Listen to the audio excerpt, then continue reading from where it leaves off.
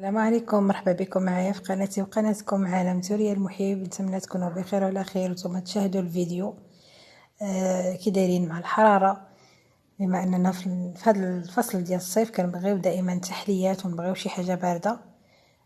كنقدم لكم واحد الفلون راقي. كيجي القوام ديالو زوين متماسك والمذاق ديالو رائع، والمقادير ديالو ان شاء الله تكون متوفره في كل بيت. غادي نخليكم مع المقادير والطريقه، وفقط نقول لكم دائما كالعاده ما تنساونيش بلي لايك وبلي كومونتير وبالبارطاج، وما تنساوش الى لقيتوا الوقيته جربوا هذا الفلون لوليداتكم، غادي يحمقكم او الضيوف ديالكم، راه غادي يعجبهم بزاف بزاف وما يعنيش حاجه اللي زوينه.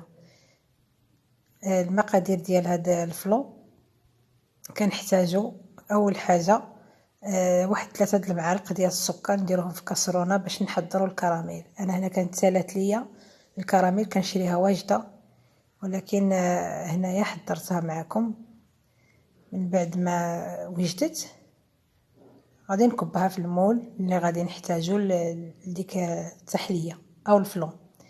غادي ناخذ ايطرو ديال الحليب،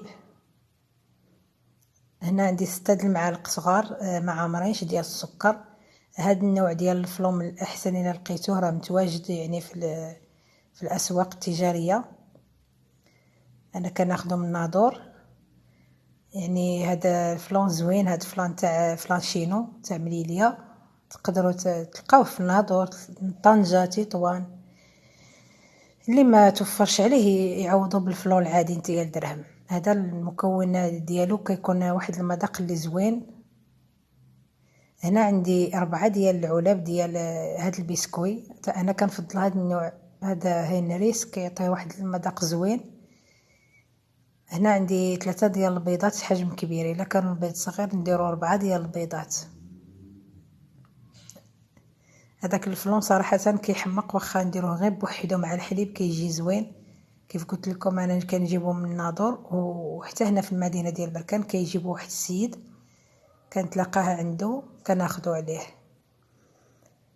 من بعد غادي نخلط هذاك الحليب مع داك المكونات، نحاول نطحنهم. ما تخافوش من داك البسكوي حبيبات، راه غادي يذوب ما غاديش يبقى. واخر حاجه راه حنا غادي نوليو نطحنوه. هنا خليته فوق العافيه وانا كنحرك، من كيعقد كنشوفو بدا كيعقد، هو راه ما كيفدش وما كيديرش بدوك، غادي تحسوا بانه عقد صافي طفيو عليه البوطه. هنا غادي نضيف له 4 ديال بيرلي، هذا النوع ديال الياغورت جبن كريمي. الا ما متوفرش بيرلي ديروا الياغورت الطبيعي، يعني غادي نديرو غير 2 ديال الياغورت طبيعي، ما غاديش نديرو 4 حيت الحجم ديال هاد بيرلي صغير، ربما فيه 100 غرام ولا 150 غرام، ما وصلاش. من بعد غادي نحركو بيرلي، القوام ديالو كريمي وفيه واحد النكهه ديال الملوحه داير بحال الفرماج. رجعت طحنت كاملين داك الخليط بهذا الخلاط باش الا كان بقى لنا شي حبيبات ديال البسكوي كيتطحن باش يكون القوام ديالو زوين متماسك. من يبرد صدقوني كيجي المذاق ديالو رائع، ودغيا كيجمد. يعني نقدروا نحضروه في نهارو الا كانوا غادي يجيو عندنا الضياف بالليل، يعني دغيا كيبرد كيجمد صافي. من بعد كنقدموه في طبق التقديم،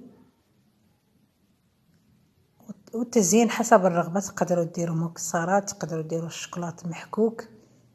انا كنفضل دائما الفلون ندير ليه اللوز مقلي مهرمش، كيعطي لواحد المذاق من نكونوا ناكلوه كيجي زوين كيتواتى مع الفلون. ونتمنى حتى نتوما تجربوه لوليداتكم او الضيوف ديالكم او لشي عراضه مع الديسير، راه كيجي زوين راقي. ويعني واحد الحاجه اللي